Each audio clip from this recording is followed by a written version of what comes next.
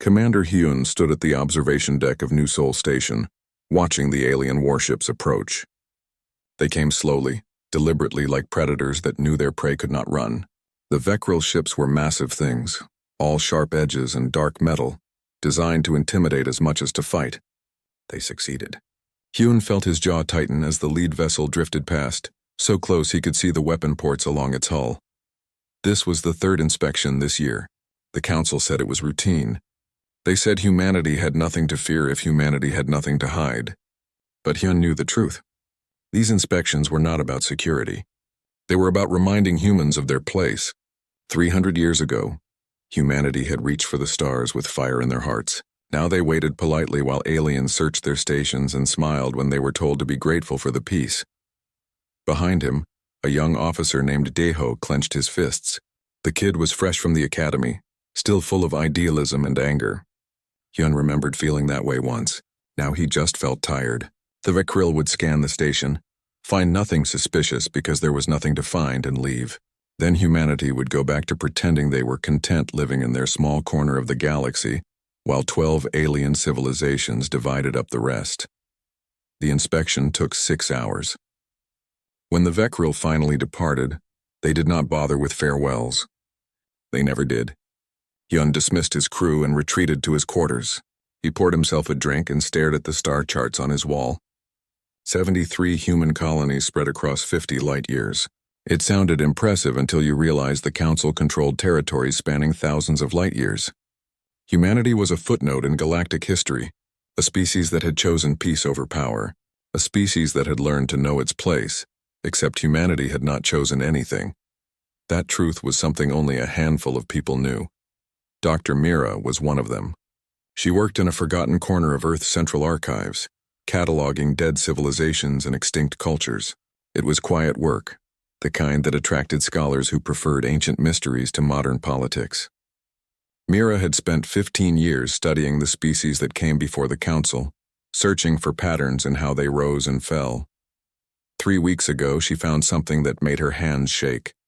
It was buried in the database of a civilization called the Krell, wiped out 2,000 years ago for reasons the Council never fully explained. The data was encrypted, fragmented, barely readable, but Mira was patient. She pieced it together line by line, bite by bite. What she discovered made her stomach turn. The Krell had been monitoring human transmissions 300 years ago, back when humanity was just beginning to explore beyond their solar system. The records showed something impossible. Human weapons research, experimental FTL drives that could outpace anything in Council space, AI warfare systems that could calculate battle strategies in microseconds. Humanity had been on the verge of becoming a major military power. Then suddenly everything stopped. The Krell notes described a Council operation. A virus, not biological but digital and psychological. It spread through human computer networks, through entertainment, through education systems. It was subtle. It did not control minds directly. Instead, it influenced. It suggested. It made violence seem primitive. It made ambition seem selfish. It made peace seem like the only rational choice. Within 50 years, humanity's military programs were shut down. Within 100 years, the very idea of human warship seemed absurd. The Great Peace Movement of 2547 was celebrated as humanity's greatest achievement. The Krell data suggested it was humanity's greatest defeat. Mira checked the data 3 times. She ran authenticity algorithms. She cross-referenced with human historical records. Everything matched. The virus was real. Humanity had not chosen peace. They had been programmed to choose it. For 3 centuries, humans had believed they were living according to their own values. They were wrong. She knew she could not keep the secret, but she also knew that revealing it recklessly would be suicide. The Council would deny it. They would discredit her. They might even kill her. She needed someone with power, someone with the resources to verify her findings and the courage to act on them. She sent an encrypted message to Ambassador Jiwon. Jiwon had represented humanity at the Galactic Council for 12 years. She was good at her job, which meant she was good at smiling when she wanted to scream. Every council session was the same. Alien delegates would make decisions about trade routes, resource allocation, and territorial boundaries. Occasionally, they would ask for humanity's opinion. Occasionally, they would even listen. But everyone knew humanity's vote meant nothing. The council tolerated human presence because it cost them nothing and made them look inclusive. When Jiwon received Mira's message, she was in her private quarters on the council station. She read it twice. Then she locked her door, encrypted her terminal, and read it again. Her hands were steady, but her mind was racing. If this was true, everything changed. If this was true, humanity had been violated in the deepest possible way. Their very thoughts, their culture, their identity had been stolen and reshaped. The rage that filled her chest was cold and focused. She contacted Mira through channels that even council intelligence would struggle to trace. They spoke for hours. Mira shared everything: the data, the analysis, the implications. When the call ended, Jiwon sat in silence for a long time. Then she began making plans. Careful plans, quiet plans. The council had spent 300 years keeping humanity asleep. She would need time to wake them up properly. The breakthrough came from an unexpected source. A mining crew on Kepler 442b, one of humanity's outer colonies, was excavating a new tunnel system when their drill broke through into something that should not exist: a vault. Ancient, sealed, and definitely not human. The crew chief, a man named Taiyang, ordered an immediate halt. He contacted the colonial governor, who contacted Earth, who contacted everyone who needed to know. Inside the vault were weapons. Council weapons, advanced technology that humanity was explicitly forbidden from possessing. But there was more. Data logs. The vault had been a council supply cache, abandoned and forgotten centuries ago. The logs detailed operations across human space during the early 2500s. They confirmed everything Mira had discovered: the mimetic virus, the cultural manipulation, the systematic neutering of human ambition. It was all there, documented in the council's own records. When the report reached Jiwon, she knew they had what they needed: proof, undeniable, verifiable proof. She forwarded it to military command. She forwarded it to every colonial government. She forwarded it to scientists, historians, and journalists. Within days, the secret was spreading through human space like wildfire. The council did not know yet. They would soon. But for now, humanity had time to process the truth. Time to remember what they had been. Time to decide what they would become. Commander Hyun received the files while drinking his morning coffee. He read them once. Then he set down his cup very carefully and read them again. The anger that filled him was not hot. It was ice. For 300 years, humanity had been humiliated. They had been told they were weak, naive, and foolish to ever think they could stand among the galactic powers. And they had believed it. Because they had been made to believe it. He called a meeting with his senior staff. They gathered in a sealed room and he showed them everything. The Krell data, the vault discovery, the proof of systematic psychological warfare. When he finished, the room was silent. Then Daeho, the young officer who still had fire in him, spoke. His voice was quiet, but his words were steel. What do we do? Hyun looked at him. He looked at all of them, and for the first time in 300 years, a human military commander smiled like a predator. We remember, he said. We remember who we were, and we prepare to show them what we can become. Across human space, in hidden facilities and secret meetings, the same conversation was happening. The galaxy had believed humanity was sleeping. They had believed humans were harmless, passive, and content with their small corner of existence. They had believed their own lies for so long that they had forgotten to watch for humanity waking up. That was going to be their mistake. Because humanity was not just waking up. Humanity was remembering, and they were very, very angry. The message traveled through human space faster than light. Encrypted transmissions bounced between colonies, between stations, between ships. Within a week, every human with security clearance knew the truth. Within 2 weeks, everyone knew. The Council had stolen 300 years from humanity. They had reached into human minds and rewritten what it meant to be human. The reaction was not chaos. It was something far more dangerous. It was cold, focused rage. General Taeyang called an emergency meeting of the Colonial Defense Council. Representatives from all 73 human worlds gathered in a facility deep beneath Earth's surface, shielded from any surveillance the Council might have. The room was silent as Taeyang stood before them. He was old now, his hair gray and his face lined with years of swallowing his pride. But his eyes were sharp. He had been waiting for this moment his entire life, even if he had not known it. He spoke simply. The Council had committed an act of war 300 years ago. They had done it slowly, subtly, so that humanity would never realize they had been attacked. But an attack it was. And now humanity knew. The question was not whether to respond. The question was how. Several delegates wanted to confront the council immediately, to broadcast the evidence and demand justice. Taeyang shook his head. The council would deny everything. They would destroy the evidence. They would make humanity look like conspiracy theorists grasping for relevance. No, if humanity was going to act, they needed to be ready to fight. The vote was unanimous. Humanity would prepare for war in secret. They would use the weapons technology from the Kepler vault. They would rebuild the military research programs that had been abandoned centuries ago. And they would do it all while smiling at the council and pretending nothing had changed. It would take months, maybe a year. But humanity had waited 300 years.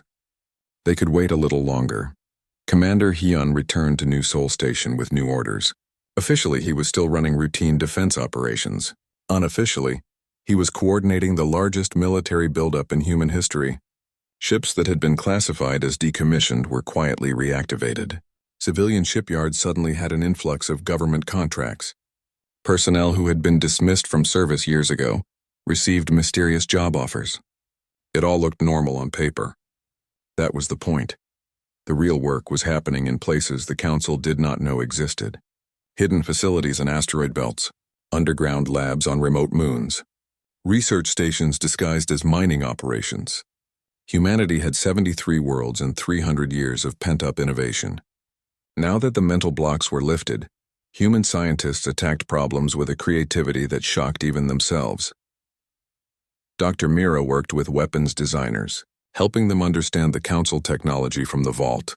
What they found was remarkable. The weapons were advanced, yes, but they were not beyond human comprehension. If anything, they were simpler than human engineers had expected. The council had stagnated. They relied on their overwhelming numbers and established power. They had stopped innovating centuries ago. Humanity did not have that problem. Engineer Daeho led a team reverse engineering the council weapons. Within 3 months, they had not just replicated the designs but improved them. The quantum disruption cannons were made more efficient. The shield generators were enhanced.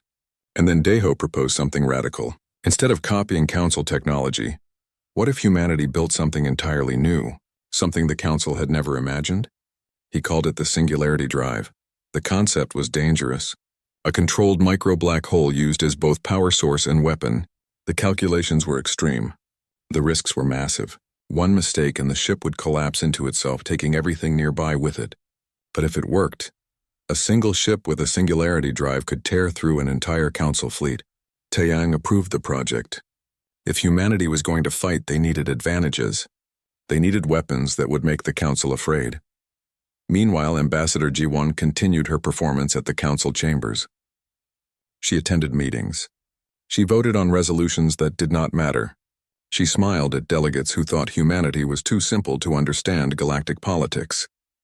Every day was an exercise in restraint. The Vecral High Arbiter Vexthal enjoyed making jokes at humanity's expense. Humanity's quaint traditions, their small territories, their charming naivety. Ji-won laughed at his jokes. She complimented his wisdom, and every night she sent encrypted reports to Earth detailing council military movements, supply lines, and defensive weaknesses. She was not alone. Agent Nari had been embedded in the council bureaucracy for 7 years. She was officially a junior administrator in the logistics division, the kind of job that made her invisible. In reality, she was human intelligence's most valuable asset. She had access to shipping manifests, fleet deployments, and communications logs. When the truth about the mimetic virus came out, Nari understood her mission had just become infinitely more important. She began systematically copying everything she could access: council military doctrine, weapon specifications, political dynamics between the different alien species. All of it went to Earth through channels so deeply encrypted that even council counterintelligence could not trace them. The work was exhausting and terrifying. One mistake would mean exposure. Exposure would mean death. But Nari kept going. She thought about the 300 years that had been stolen. She thought about the generations of humans who had grown up believing they were weak. She thought about what humanity could have been if they had been allowed to choose their own path. The anger kept her focused. 5 months after the Kepler discovery, the first prototype singularity ship was ready for testing. They called it the Shadow. It was small, barely larger than a fighter craft, and it looked wrong. The hull bent light in strange ways. The engines hummed with a sound that made people's teeth ache. A young pilot named Kira volunteered for the test flight. She was 24 years old. Born after the Great Peace Movement, raised in a culture that told her humanity's greatest strength was knowing when not to fight.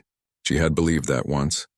Now she sat in the cockpit of a ship designed to crack planets and felt like she was finally becoming what she was meant to be. The test was conducted in deep space, far from any inhabited system. Kira brought the shadow online. The singularity drive activated with a sound like reality tearing. Space around the ship warped. For a moment, everyone watching thought it had failed, that the ship had been destroyed. Then Kira's voice came through the comm. Calm, steady, drive stable. Running weapons test now. She fired at a derelict station they had positioned as a target. The beam that emerged from the shadow's main cannon was not energy. It was absence, a line of nothing that touched the station and made it cease to exist. No explosion, no debris, just gone. Hyun watched the footage and felt something he had not felt in years. Hope, not hope for peace, hope for justice, hope that humanity might actually survive what was coming. He authorized construction of 50 more singularity ships. They would need them all. The preparation continued in secret for 9 months. 9 months of building ships, training soldiers, stockpiling weapons, practicing maneuvers. Human forces had not engaged in real combat for 3 centuries, but the instincts were still there, buried under layers of conditioning. Now those instincts were waking up. Combat simulations became more aggressive. Weapons drills became more intense. The military culture that had been suppressed for generations came roaring back with a vengeance. But they could not hide forever. Council surveillance was vast and sophisticated. Eventually they would notice the energy signatures, the unusual ship movements, the encrypted communications. It happened on a Tuesday. A council monitoring station detected an anomaly near Mars. Something was generating massive amounts of power. The station reported it immediately. The report went up the chain of command to the council's security division. They began an investigation. Agent Nari saw the report within hours. She immediately warned Earth. The council was suspicious.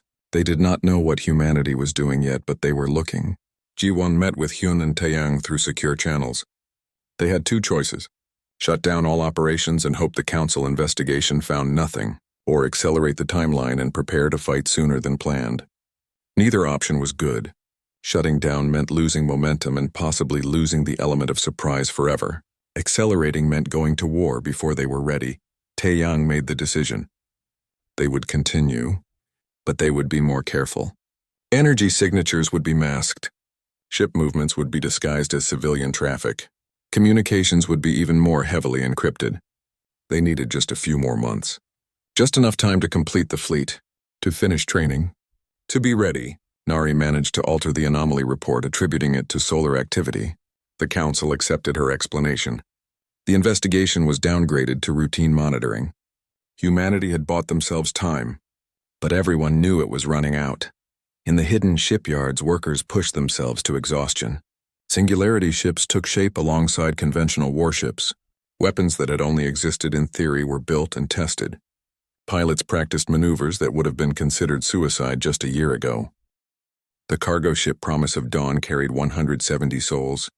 Families heading to a new colony. Children who had never seen real dirt. Elderly couples hoping to spend their final years under open sky. The ship's captain, a woman named Hana, had made this route 40 times. She knew every asteroid, every gravitational well, every safe passage through the boundary zones. She was careful. She followed every regulation. She stayed exactly where humanity was allowed to be. The Harun patrol found them 2 light-years outside designated space. It was a navigation error, the kind that happened sometimes when solar winds threw off sensors. Hana immediately corrected course and transmitted apologies. The Harun commander did not respond. Instead, his ships opened fire. The Promise of Dawn had no weapons, no shields. It was designed to carry families, not fight wars. The attack lasted 17 seconds. When it ended, there was nothing left but debris and silence. The news reached Earth within hours. Commander Hyun was in a strategy meeting when the report came through. He read it once. Then he set down his tablet very carefully and excused himself. He walked to an empty observation deck and stood there staring at nothing. 170 people, murdered for the crime of being 2 light years outside an invisible line that the council had drawn without asking permission. He thought about the families, the children. He thought about how many times humanity had swallowed incidents like this, telling themselves it was an accident, a misunderstanding, the price of peace. His communicator buzzed. General Taeyang's voice was flat. "You saw the report?" Hyun nodded, then remembered Taeyang could not see him. "Yes." There was a long pause. Then Taeyang spoke again. "Emergency council meeting in 1 hour.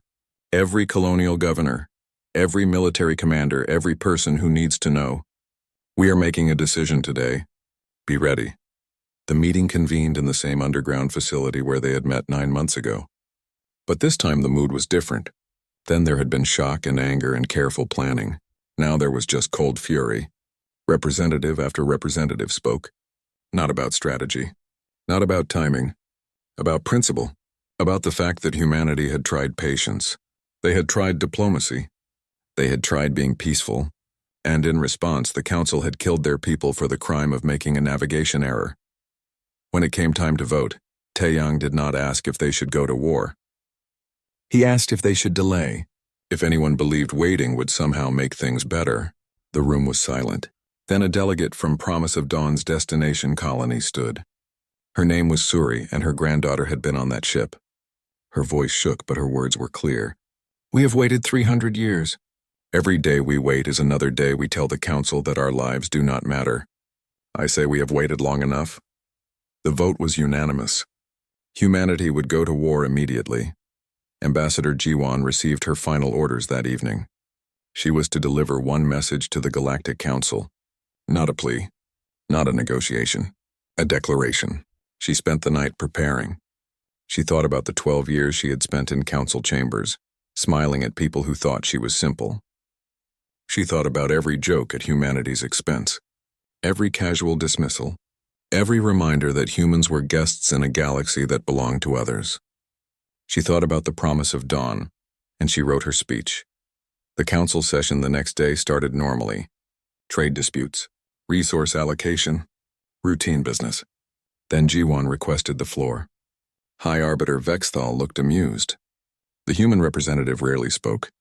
When she did, it was usually to agree with whatever the council had already decided. He granted her request with a magnanimous wave. Jiwon stood. She looked at each delegate in turn. Then she began. She told them about the mimetic virus. She told them about the Kepler vault. She told them about 300 years of stolen choice. She showed them the evidence. The Krell records, the council's own logs, proof of systematic psychological warfare. The council chamber erupted in denials.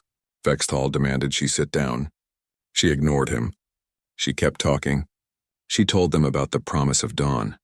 About 170 people killed for being in the wrong place. About how that was merely the latest in centuries of casual violence against humans. About how humanity was done asking for permission to exist. Then she broadcast everything. Not just to the council, to every species in the galaxy, every communication network, every public channel. The evidence of the mimetic virus, the proof of council manipulation, the list of crimes committed against humanity and other species. It all went out simultaneously, too fast and too widespread for the council to stop. Jiwon looked at Vexthal. His face had gone from amused to furious. She smiled. It was not a friendly smile. For 300 years you believed we were sleeping. You believed we were content. You were wrong. We were never sleeping. We were caged. And now the cage is broken. She walked out. Behind her, the council chamber descended into chaos. Delegates were shouting. Security was trying to contain the situation. Communication officers were desperately trying to recall the broadcasts. It was too late. The message was out. The galaxy knew. Jiwon made it to her ship before council security could stop her. As she left the station, she transmitted one more message. A single word. Now. Across 12 star systems, human ships emerged from hiding. They had been positioned for weeks, waiting in asteroid fields and nebula clouds, invisible to council sensors. Now they moved. Not with warnings, not with negotiations. They moved with purpose. Council enforcement stations were the first targets. Small facilities lightly defended, designed to monitor compliance rather than fight wars. The human ships hit them with overwhelming force. Quantum weapons tore through shields. Singularity drives bent space itself. Within minutes, every Council enforcement presence in human space was either captured or destroyed. Commander Hyun led the assault on the Veckril station in the New Sol system, the same station that had inspected his home so many times. The same station where Veckril officers had walked through his corridors like they owned them. He gave the station commander one chance to surrender. The Veckril refused, confident that reinforcements would arrive. They did not understand. This was not a rebellion. This was not a negotiation. This was humans reminding the galaxy what predators looked like. Hyun's fleet dismantled the station in minutes. The Veckril crew was taken prisoner. Not one human casualty. Similar scenes played out across human space. Council personnel, used to easy authority, found themselves facing ships and weapons they did not know humans possessed. The attacks were surgical, precise, nothing was destroyed unnecessarily. But the message was clear. Humanity was not asking for peace. They were taking freedom, and they were very good at it. The Council's response was predictable. Vexthal declared humanity in violation of galactic law. He ordered immediate military retaliation. Council fleets began mobilizing from a dozen worlds. They were massive, overwhelming, exactly what they had always used to enforce their will. But for the first time in centuries, some Council members hesitated. The Tlaxian delegate, Korvax, stood in the emergency session and asked a simple question. Was the evidence of the mimetic virus true? Vexthal dismissed it as human propaganda. Korvax asked again, was it true? The silence that followed was damning. Other delegates began asking questions. If the Council had manipulated humanity, what else had they done? What other species had been subjected to similar control? The unity that the Council relied on began to crack. Some species called for investigation before military action. Others argued that humanity's response was justified. Vexthal tried to hold the Council together through force of will. But doubt had taken root. None of that mattered to Hyun. He knew the Council would come. The question was not if but when. His fleet regrouped and prepared defensive positions. Agent Nari sent intelligence updates from inside Council space. Multiple fleets were being assembled. Veckril, Haroon, 3 others. They would arrive within days. Humanity had won the first battle through surprise. The real war was just beginning. General Taeyang addressed all human forces from Earth. His message was broadcast to every ship, every station, every colony. He spoke simply. Humanity had not chosen this war, but they would finish it. The Council believed that overwhelming force was enough. They believed that because it had always been enough. They were about to learn a difficult lesson. Humanity did not need overwhelming force. Humanity had spent 3 centuries being underestimated. That was their weapon. That and the cold rage of people who had finally remembered they had teeth. On the bridge of the Retribution, Hyun watched his tactical display fill with enemy signatures. The Council fleets were arriving. Hundreds of ships against humanity's few dozen. The numbers were bad. The odds were worse. Hyun looked at his crew. Young officers like Daeho who wanted to prove humanity was strong. Veterans who remembered being humiliated during inspections. Pilots like Kira, who had grown up being told they were weak. They were all waiting for his order. He gave it simply. All ships, engage. Show them what 300 years of stolen evolution looks like when you finally let it free. The battle began with the sound of weapons that should not exist. Singularity cannons tore holes in space. Quantum disruption fields shattered shields thought to be impenetrable. The war spread like fire across the galaxy. Human tactics confused and frustrated Council forces. Where the Council expected linear battles, they found ambushes. Where they expected defensive positions, they found aggressive strikes. Human ships appeared from nowhere, struck hard and vanished before reinforcements could arrive. The singularity drives allowed for faster-than-light jumps that made pursuit nearly impossible. Council commanders trained in conventional warfare struggled to adapt, but the Council had numbers. For every human ship, they had 20. For every human soldier, they had 100. And they were learning. After the initial shock of human attacks, Veckril forces began adapting their tactics. They stopped trying to chase human ships and instead focused on what humans had to defend, the colonies. If humanity wanted to play guerrilla warfare, The Council would make them fight on ground they could not abandon. The assault on New Sol came 3 weeks after the war began. Commander Hyun had expected it. New Sol was humanity's largest outer colony, home to 12 million people. It was also his home.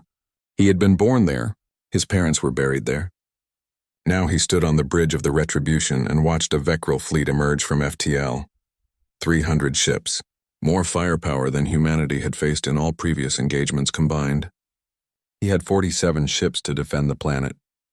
The math was not in his favor, but Hyun did not believe in math. He believed in making the enemy pay for every meter of space. He positioned his fleet in the planet's ring system, using the ice and rock as cover. When the Vecral fleet approached, they expected a straightforward fight. Instead, they found a maze. Human ships darted between ring fragments, appearing just long enough to fire before vanishing again. Quantum weapons tore through Vecral capital ships. Singularity bombs created gravitational anomalies that dragged multiple vessels together in crushing embraces. For 6 hours, Hyun's fleet held. They destroyed 43 Vecral ships. They damaged dozens more. But it was not enough. The Vecral commander adjusted tactics, sending smaller ships into the rings to flush out the humans. Hyun's casualties began mounting. The Retribution took direct hits. Life support failed on 3 decks. The medical bay was overwhelmed. And still the Vecral came. Finally, Hyun made the hardest decision of his life. He ordered evacuation of New Sol. Every ship that could fly. Every transport that could carry people. They had perhaps an hour before the Vecral reached orbital bombardment range. The evacuation was chaos. 12 million people. Not enough ships. Not enough time. Families were separated. Children loaded onto vessels without their parents, trusting they would reunite later. The military coordinated as best they could, prioritizing the young and the vulnerable. But there was not enough room. There would never be enough room. In the end, 2 million people made it off the planet. 10 million did not. Hyun watched from the Retribution as Vecral bombardment began. The cities he had grown up in burned. The forest where he had learned to hunt vanished in fire. His home became ash. He transmitted one message to all human forces before retreating. Just 3 words. Remember this. Remember.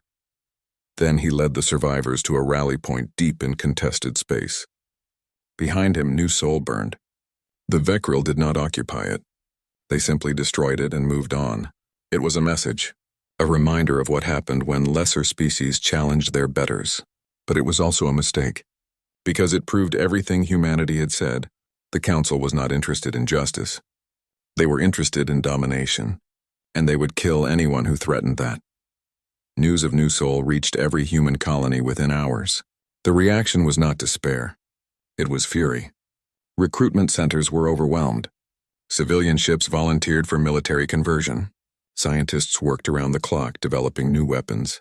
Engineer Daeho unveiled his latest project. If singularity drives could power ships, why not make them weapons directly? Singularity bombs, devices that would create temporary black holes, consuming everything nearby before collapsing. They were incredibly dangerous to manufacture and deploy. Daeho did not care. He had family on New Sol. He built the bombs with tears in his eyes and vengeance in his heart. The first combat deployment of singularity bombs came at the Battle of Draxus Station.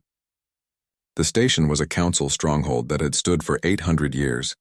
It coordinated military operations across 7 sectors. Taking it would be a strategic victory. Destroying it would be a message. Pilot Kira volunteered to lead the assault. She had participated in dozens of missions since the war began. She was good at her job, very good. The council had put a bounty on her. The Vecral called her the Shadow after her ship. She considered it a compliment. Kira approached Draxus with a squadron of 12 ships. The station's defenses activated immediately.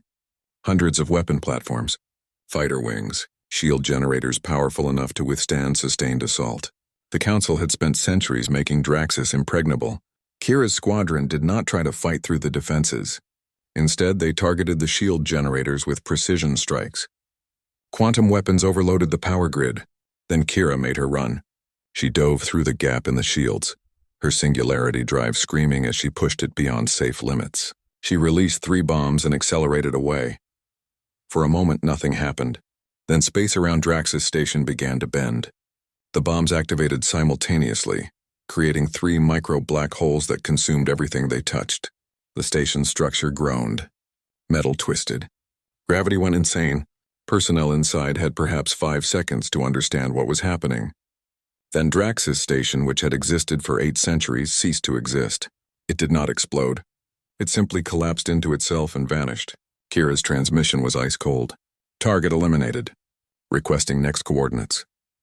The destruction of Draxus sent shockwaves through the Council. Not just militarily, but psychologically. Humans were supposed to be weak. They were supposed to be desperate and outmatched. They were not supposed to have weapons that could erase 800-year-old fortifications in seconds. High Arbiter Vexthal convened an emergency war council. His message was simple. Humanity had to be eliminated completely, not defeated. Not subjugated, eliminated. If they could develop such weapons in less than a year, what would they create given time? He proposed using forbidden weapons, planet killers, devices that the Council had agreed never to use. Some delegates objected. Using such weapons would turn other species against the Council. Vexthal did not care. If we cannot rule them, we will erase them, he said. Fear overrode objection. The proposal passed. Agent Nari learned of the decision within hours. She was still embedded in Council bureaucracy, though her position was becoming more dangerous by the day. Security was looking for leaks. They knew someone was feeding information to humans. They had not identified her yet, but it was only a matter of time. She transmitted the warning to Earth immediately. The Council was mobilizing a fleet to attack Sol System directly, to destroy Earth itself. Estimated arrival 10 days. Then Nari erased her files, destroyed her terminal, and ran. She made it to a human rescue ship waiting at a prearranged location. As she left Council space, she did not look back. Earth received the warning with grim determination. They had known this was coming. Sol System was not just humanity's birthplace. It was their capital, their symbol, their heart. The Council would try to break human will by destroying Earth. But Earth had not been idle. For months, defensive preparations had been underway. Weapon platforms hidden in the asteroid belt. Missile batteries on Mars and Luna. Singularity generators throughout the Kuiper belt. Earth was not a colony to be easily taken. It was a fortress. General Taeyang coordinated the defense personally. He was old now, older than he had been when the war started, aged by stress and loss. But his mind was still sharp. He positioned forces with precision. Human fleets from other sectors began arriving. Every ship that could be spared. Every pilot who could fly. They gathered in Sol System and waited. The mood was somber. Everyone knew this battle would decide the war. If Earth fell, human resistance would collapse. If Earth held, the Council would be forced to negotiate. There was no middle ground. The Council fleet arrived exactly when Nari had predicted. Over 500 ships, 3 different species united in a single purpose: destroy Earth. The fleet emerged from FTL at the system's edge and began their approach. They moved slowly, cautiously, expecting ambushes. What they found was different. Human forces did not hide. They positioned themselves in plain sight between the Council and Earth. It was a statement. If you want our world, you will have to go through us. The Council accepted the challenge. The Battle of Earth lasted 16 hours. It was the largest space engagement in galactic history. Hundreds of ships firing thousands of weapons. The void lit up with energy blasts and explosions. Human forces fought with desperate fury. Every ship that fell took 3 Council vessels with it. Singularity bombs created zones of distorted space that made maneuvering treacherous. Quantum weapons punched through shields that were supposed to be impenetrable. But the Council kept coming. They had numbers. They had resources. They were willing to spend both freely to achieve their goal. After the Battle of Earth, the war entered a new phase. The Council could not break human will through force. Humanity could not defeat the Council through military might alone. For 3 months, both sides regrouped and reconsidered, but neither side could accept peace on the other's terms. The Council demanded human surrender and submission to oversight. Humanity demanded acknowledgement of the mimetic virus and guarantees of sovereignty. The negotiations went nowhere. Everyone knew the final battle was coming. General Taeyang studied the strategic situation from Earth. With Hyun gone, command of the fleet had fallen to him. He was tired. The war had taken everything from him. His health, his family, his hope for peaceful retirement. But he could not stop, not yet. The war had to end decisively. That meant taking the fight to the Council's heart. to Nexus Prime, the capital world where the Galactic Council had ruled for over 1,000 years. It was the most defended location in known space. Attacking it would require every ship humanity could gather, and they would only get one chance. Meanwhile, cracks were spreading through the Council alliance. The evidence Ambassador Jiwan had broadcast months ago was causing upheaval across multiple species. The Tlaxian delegate, Admiral Corvex, had been quietly building support for peace negotiations. When the Council leadership rejected his proposals, he made a decision that would change everything. He defected. Corvex brought with him 12 Tlaxian warships and detailed intelligence on Council military operations. His message to humanity was simple. Not all species supported what had been done. Some wanted justice. Other species began following his example. Small groups at first, individual ships, single commanders. But the trickle became a stream. Species that had been victims of Council manipulation recognized their own stories in humanity's fight.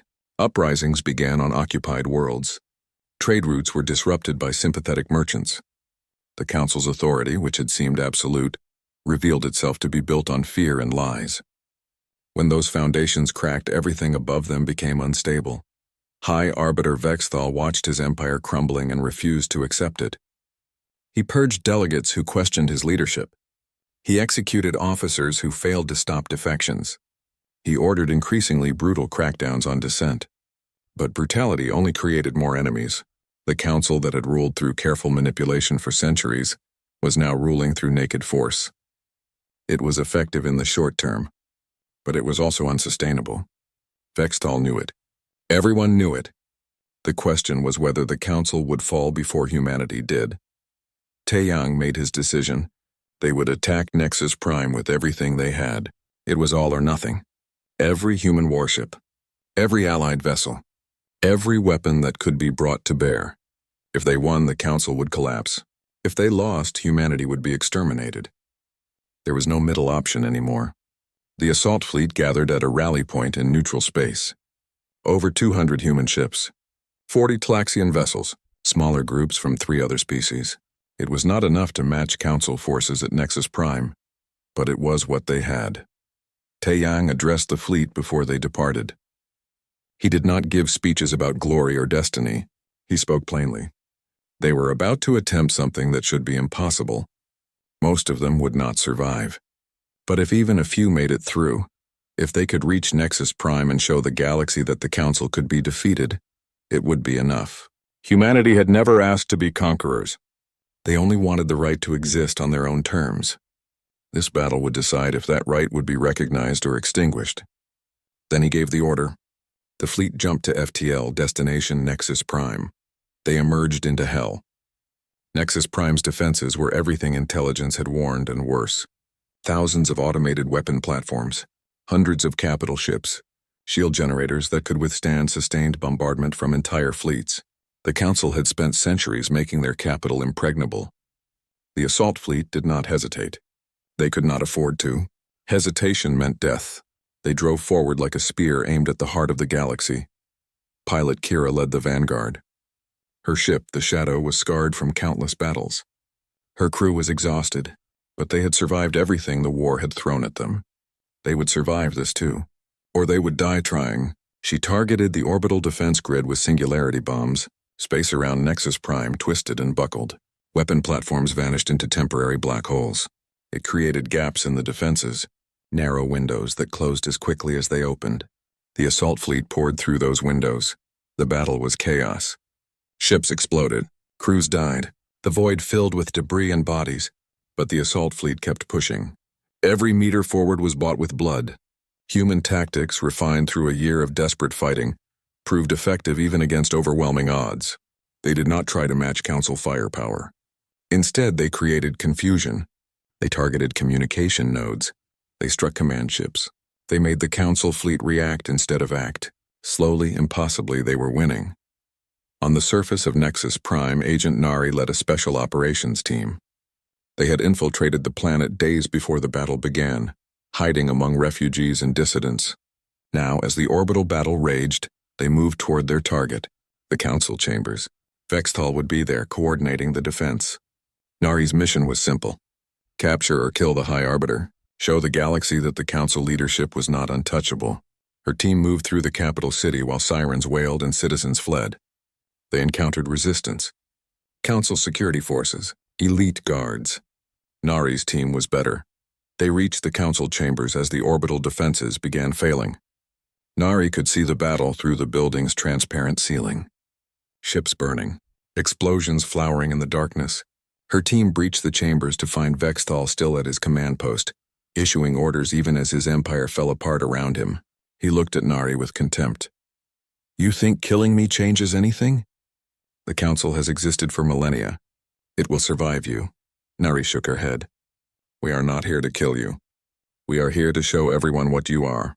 She activated a broadcast. "Every screen in the galaxy. This is the High Arbiter of the Galactic Council. The one who ordered the mimetic virus. The one who approved planet killers. The one who believes might makes right. Look at him. He is just a person. Powerful, yes, but not invincible. Not untouchable. And definitely not right." Vexthal lunged for a weapon. Nari was faster. She disabled him with a single shot. Non-lethal. He crumpled to the ground, alive but helpless. Around him, Council guards surrendered. They had seen the orbital battle. They knew it was over. Nari transmitted a message to the assault fleet. The Council chambers were secured. The High Arbiter was in custody. It was done. In orbit, the remaining Council forces received the news. Their leadership was captured. Their defenses were breached. Their capital was falling. One by one, ships began standing down. Some surrendered. Some retreated. None continued fighting. The Battle of Nexus Prime ended not with a final explosion, but with silence. The guns stopped. The war was over. Kira brought her ship down for the last time. The Shadow's singularity drive had been damaged in the final assault. It was failing. She had minutes before it collapsed completely. She could eject, save herself. Instead, she aimed at the Council's Central Weapons Research Facility. The place where forbidden weapons were designed. The place where the mimetic virus had been created. She activated her damaged drive and accelerated. Her last transmission was calm. "For everyone, they made us forget we could be." The Shadow struck the facility at relativistic speed. The explosion was visible from space. When the light faded, the facility was gone. So was Kira. In the days after, the galaxy began to reorganize. Vexthal and the Council leadership were put on trial, not by humanity alone, but by representatives from all species. The charges were extensive: unauthorized psychological warfare, manipulation of sovereign civilizations, crimes against sapient life. The trial lasted weeks. The evidence was overwhelming. Vexthal was found guilty on all counts. His sentence was exile to a remote world where he would live out his days knowing his empire had fallen, because he had tried to control what should have been free. Ambassador. Jiwan proposed a new framework for galactic governance. The Accord of Sovereign Systems. No species could interfere with another's development. No manipulation. No suppression. Each civilization would be free to choose its own path. The proposal was debated extensively. Some species worried about chaos. Others feared losing the stability the Council had provided. But the alternative was clear. Return to the old system of control or try something new. The vote passed. Not unanimously, but decisively. The galaxy would try freedom. General Taiyang retired the day after the accord was signed. He was 73 years old and had spent the last year fighting a war he had never wanted. He returned to Earth and spent his remaining days writing about the lessons learned. His central message was simple: power must always be questioned. Authority must always be justified. The moment either becomes absolute is the moment tyranny begins. His writings became foundational texts for the new galactic order. Command of human forces passed to Admiral Korvax, the Talaxian who had defected. It was a symbolic choice.